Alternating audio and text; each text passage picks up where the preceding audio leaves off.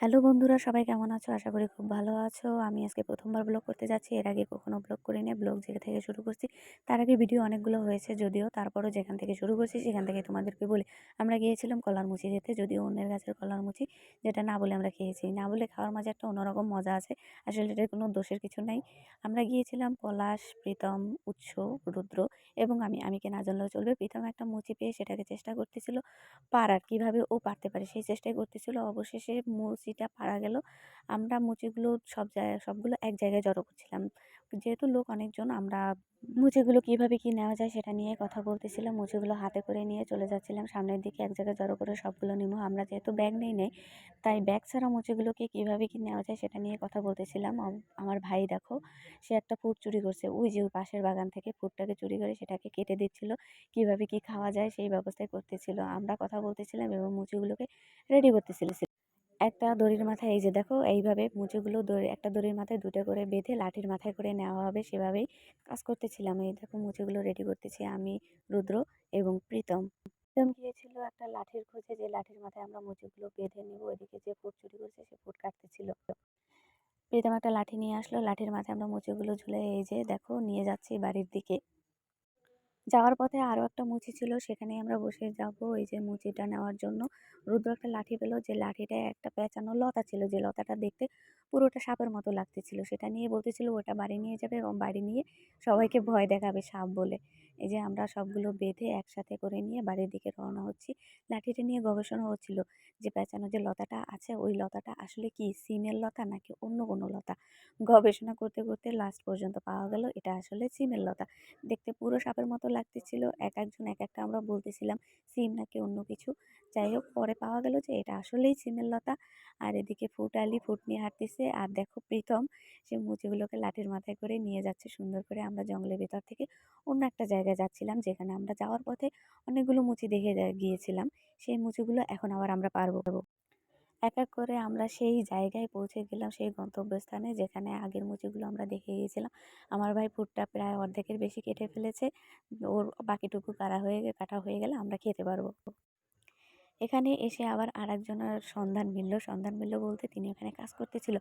আগে যে মুচিগুলো আমরা নিয়েছিলাম সেগুলো আসলে কেউ দেখেনি, ওটা চুরি হয়ে গেছে। এখন যে আছে এ দেখলো, এর বাগান থেকে আমরা মুচিটা নিচ্ছি। প্রীতম গাছে উঠলো, গাছে উঠে মুচিটা পেড়ে নিল। যেহেতু এটা সে দেখে ফেলছে, তার মানে এটা আমাদের চুরি হয়নি।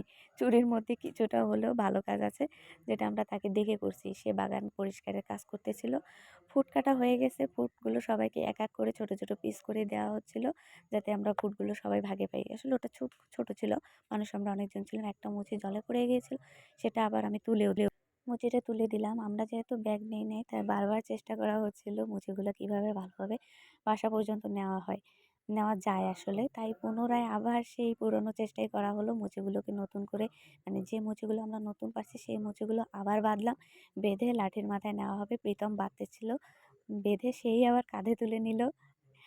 এইভাবে আসলে গ্রাম অঞ্চলে কিছু কিছু জায়গায় দেখা যায় যে ধানের বস্তা নেয় অনেক, মানে সব জায়গায় নেয় না, কিছু কিছু জায়গায় নেয় একসাথে দুইটা করে বস্তা, না যে ধানের মুঠেগুলো বেঁধে না হয়। পলাশ আবার হেল্প করতেছিল, জঙ্গলের রাস্তা তো, তাই কোথাও একটু ছোট ছোট বেড়া দেওয়া, কোথাও আবার বড় বড় বেড়া দেওয়া, তার মধ্যে থেকে আমাদেরকে যেতে হবে।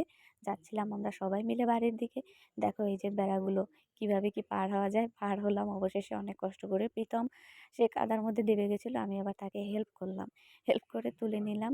অবশেষে আমরা পৌঁছে গেলাম আমাদের গন্তব্যস্থানে। এরপরে হলো মরিচ। মরিচ যেটা আমাদের কাজে লাগে, শুকনো মরিচ পেলাম। তেঁতুল, সেটাও চুরি করলাম। চুরি বলতে ঘরের লোককে বলেছিলাম কিন্তু দেখেনি। রুদ্র মরিচগুলো পুড়তেছিল, পোড়া মরিচে নাকি বেশি স্বাদ হয়।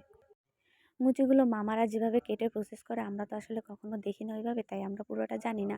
এই যে এরা দুজন এটা নিয়ে কথা বলতেছিল কিভাবে কি কাটা যায়। প্রীতম এবং পলাশ দুইজনে মানে বের করলো কিভাবে কি কাটা যায়। কেটে ওই যে মুচিগুলো এক জায়গায় জড়ো করতেছিল, বাকিগুলো ফেলে দিচ্ছিল, যেগুলো খাওয়া যায় না। মুচি কেউই কাটতে চায় না, কারণ এটা কাটলে নখগুলো কালো হয়ে যায়, তাই কেউ সহজে হাত দিতে চায় না। এই যে এরা দুইজন মিলে কাজ করতেছিল, আমরা বসে বসে দেখতেছিলাম।